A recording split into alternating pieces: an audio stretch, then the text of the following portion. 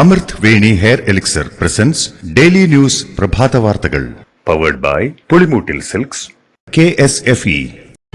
ഈ ആണുങ്ങൾക്ക് മാത്രം എന്താ ഇത്ര അധികം നെറ്റ് കെയറിലും ഹെയർ ലോസ് ഒക്കെ ഉണ്ടാവണേ? ആണുങ്ങളുടെ ഹെയർ ലോസിന്റെ മേജർ റീസൺസ് തന്നെ ഡിഫറെന്റ് ആണ്. സ്കാൽപ്പിലുള്ള 5 ആൽഫ റിഡക്ടേസ് എന്ന എൻസൈം നിങ്ങളുടെ ഹോർമോണുമായി ചേർന്ന് ഹെയർ ഫോളിക്കിൾസിനെ ചുരുക്കുന്നു. Amrit Veni hair elixir for men use ചെയ്യൂ. പുരുഷന്മാർക്ക് വേണ്ടി ബയോടെക്നോളജി പ്രകാരം പ്രത്യേകം ഡെവലപ്പ് ചെയ്തത്. നമസ്കാരം, ഞാൻ ഡേസി ബിജു. ഡെയിലി ന്യൂസിന്റെ പ്രഭാത വാർത്തകളിലേക്ക് സ്വാഗതം. ഇന്ന് ഡിസംബർ 19 വ്യാഴാഴ്ച. അനധികൃത ഫ്ലെക്സുകളും ബോർഡുകളും ചുരുങ്ങിയ സമയത്തിൽ നീക്കം ചെയ്ത സർക്കാരിന് ഹൈക്കോടതിയുടെ അഭിനന്ദനം. കോടതിയും സർക്കാർ സംവിധാനങ്ങളും ഒരുമിച്ച ഈ കൂട്ടായ്മ ഇനിയും തുടർന്നാൽ നല്ല മാറ്റങ്ങൾ ഉണ്ടാകുമെന്നും കോടതി പറഞ്ഞു. അനധികൃത ബോർഡ് സ്ഥാപിക്കുന്നവർക്കെതിരെ പിഴ ഈടാക്കുന്ന നടപടിയിൽ വിട്ടുവീഴ്ച ഉണ്ടാകരുതെന്നും ഇല്ലെങ്കിൽ തദ്ദേശ സ്ഥാപനങ്ങളിലെ സെക്രട്ടറിമാരിൽ നിന്നും പിഴ ഈടാക്കുമെന്നും കോടതി മുന്നറിയിപ്പ് നൽകി. ഭീകരപ്രവർത്തനങ്ങളെ അനുകൂലിക്കുന്നവർക്കും CMRL പണം നൽകിയോ എന്ന് സംശയമുണ്ടെന്ന് SFIO അറിയിച്ചു.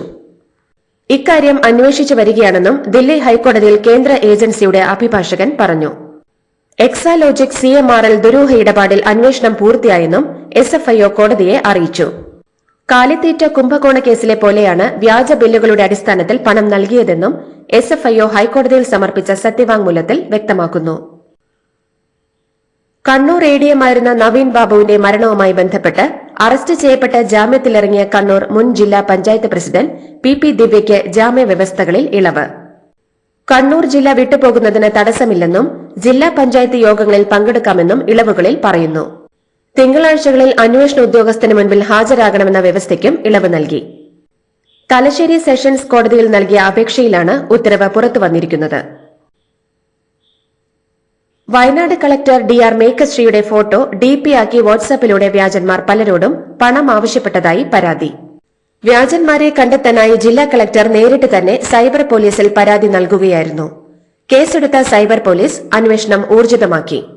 കേരളത്തിന് പുറത്തുള്ള നമ്പർ എന്നാണ് പോലീസ് അന്വേഷണത്തിലെ പ്രാഥമിക നിഗമനം. ADGP അജിത് കുമാർ DGPയുടെ കസേരയിൽ വരുമ്പോൾ നിലവിലെ DGPയുടെ യൂണിഫോമിന് പകരം കാക്കി ട്രൌസറും ദണ്ഡും കൊടുക്കണമെന്നും RSSന്റെ യൂണിഫോം നൽകണമെന്നും പരിഹസിച്ച് PV അൻവർ MLA.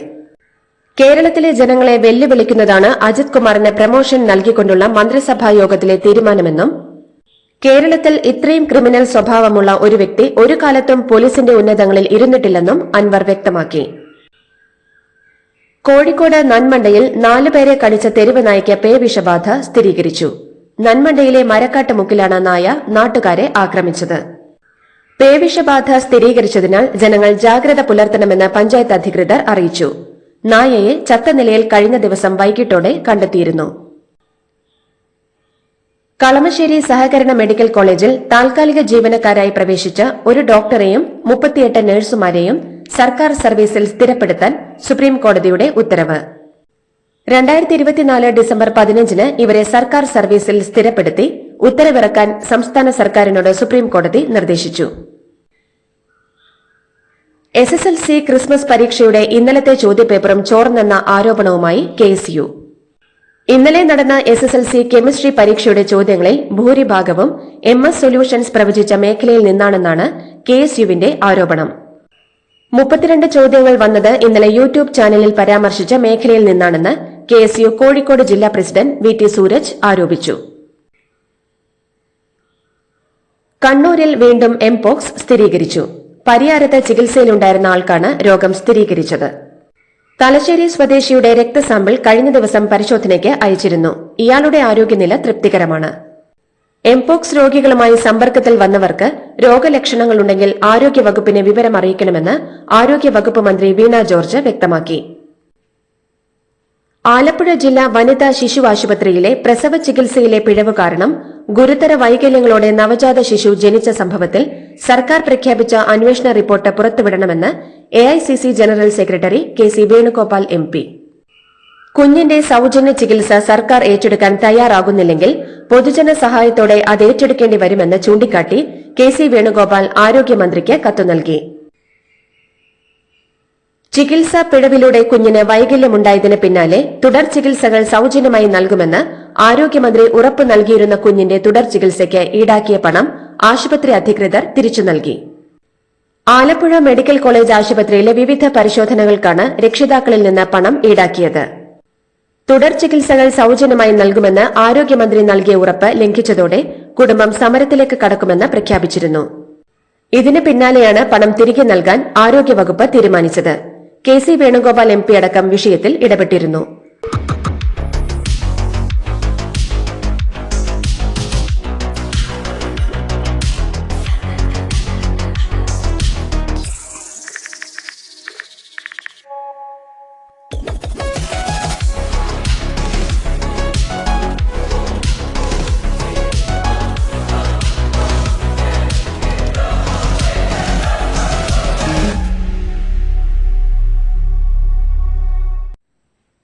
സംസ്ഥാനത്തെ 8 നഗരസഭകളിലെയും ഒരു ഗ്രാമപഞ്ചായത്തിലെയും വാർഡ് വിഭജനം ഹൈക്കോടതി റദ്ദാക്കി. മട്ടന്നൂർ, ശ്രീകണ്ഠാപുരം, പാനൂർ, കൊടുവള്ളി, പയ്യോളി, മുക്കം, ഫറൂഖ്, പട്ടാമ്പി എന്നീ നഗരസഭകളുടെ വിജ്ഞാപന ഉത്തരവാണ് റദ്ദാക്കിയത്. പടന്ന പഞ്ചായത്തിന്റെ വിജ്ഞാപനവും റദ്ദാക്കി. 2011 സെൻസസ് പ്രകാരം 2015 ഇവിടെ വാർഡ് വിഭജനം നടന്നിരുന്നു. വാർഡ് വിഭജനം തെരഞ്ഞെടുപ്പ് കമ്മീഷന്റെ മേൽനോട്ടത്തിലാണ് നടക്കുന്നതെന്നും നടപടികൾ നിയമാനുസൃതവും സുതാര്യവുമെന്നും മന്ത്രി MP രാജേഷ് തിരുവനന്തപുരത്ത് മാധ്യമപ്രവർത്തകരോട് സംസാരിക്കുകയായിരുന്നു അദ്ദേഹം. സർക്കാർ എല്ലാ നടപടികൾക്ക് മേൽനോട്ടം വഹിക്കുന്നതെന്നും എല്ലാ കാലത്തും സ്വീകരിക്കുന്ന നടപടിക്രമമാണ് ഇപ്പോഴും സ്വീകരിച്ചതെന്നും അദ്ദേഹം പറഞ്ഞു.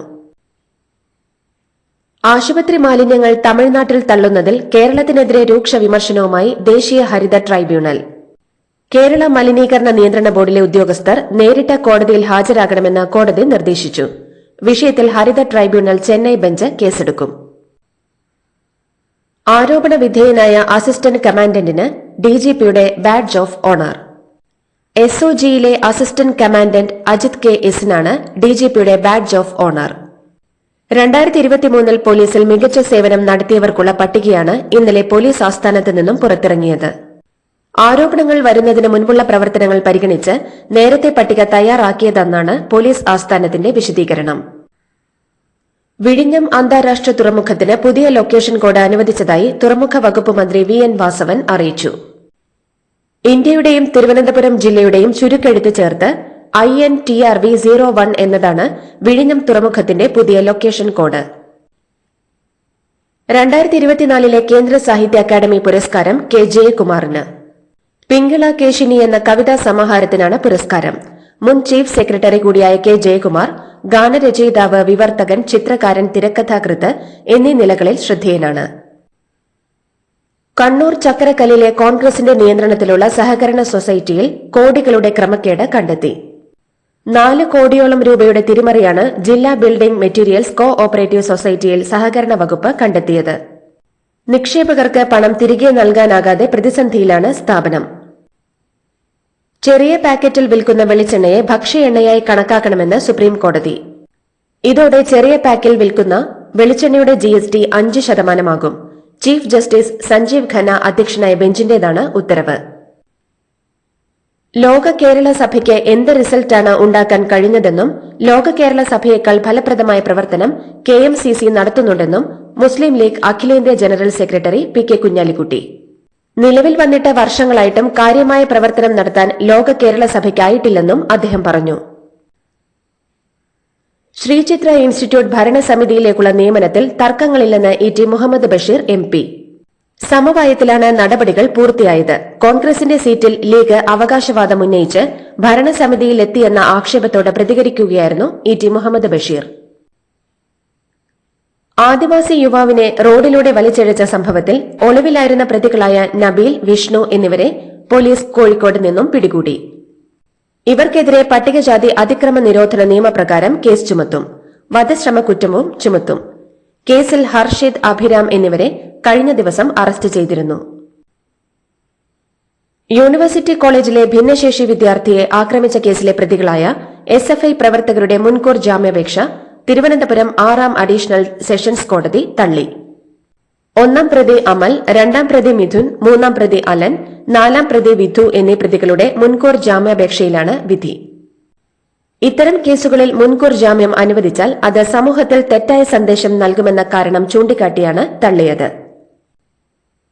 തെക്കു പടിഞ്ഞാറൻ ബംഗാൾ ഉൾക്കടലിന് മുകളിലായി സ്ഥിതി ചെയ്തിരുന്ന ന്യൂനമർദ്ദം കൂടുതൽ ശക്തി ആർജിച്ച ന്യൂനമർദ്ദം അടുത്ത മണിക്കൂറുകളിൽ വടക്കൻ തമിഴ്നാട്, തെക്കൻ ആന്ധ്രാപ്രദേശ് തീരത്തിന് സമീപത്തേക്ക് നീങ്ങാനാണ് സാധ്യതയെന്നും കേന്ദ്ര കാലാവസ്ഥാ വകുപ്പ്. ഈ സാഹചര്യത്തിൽ കേരളത്തിൽ അടുത്ത 5 ദിവസം മഴ സാധ്യത തുടരും.